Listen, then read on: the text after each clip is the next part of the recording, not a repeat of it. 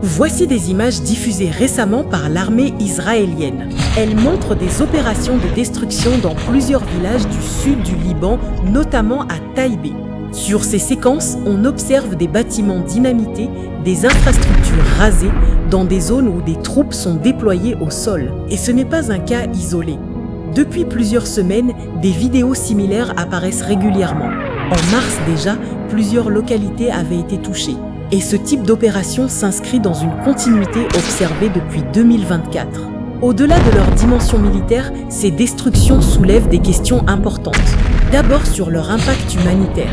Car en rasant des habitations, des routes ou des équipements publics, elles rendent extrêmement difficile le retour des populations civiles à court terme. Mais aussi sur leur portée symbolique. Ces villages ne sont pas seulement des lieux de vie. Ils représentent une histoire, une mémoire locale, parfois ancienne de plusieurs générations. Et leur disparition transforme durablement le paysage. Selon plusieurs analyses croisées, notamment à partir d'images satellites, certaines localités ont été presque entièrement détruites en moins de 2 semaines.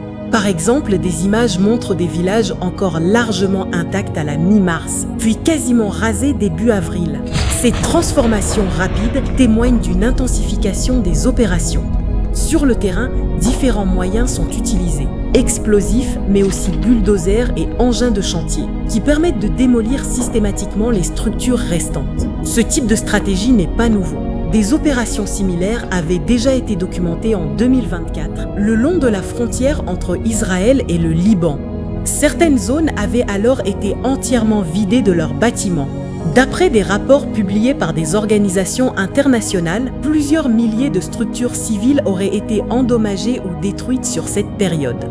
On parle de maisons, mais aussi de mosquées, de routes, de cimetières ou encore d'infrastructures publiques. Ces destructions posent une question centrale au regard du droit international. En théorie, la destruction de biens civils est interdite, sauf en cas de nécessité militaire absolue. De son côté, l'armée israélienne affirme que certaines habitations seraient utilisées à des fins militaires, notamment par le Hezbollah. Mais dans plusieurs cas documentés, les zones concernées étaient déjà sous contrôle militaire au moment des destructions. Aujourd'hui, certains observateurs évoquent la possible création d'une zone tampon dans le sud du Liban, avec une présence civile fortement réduite.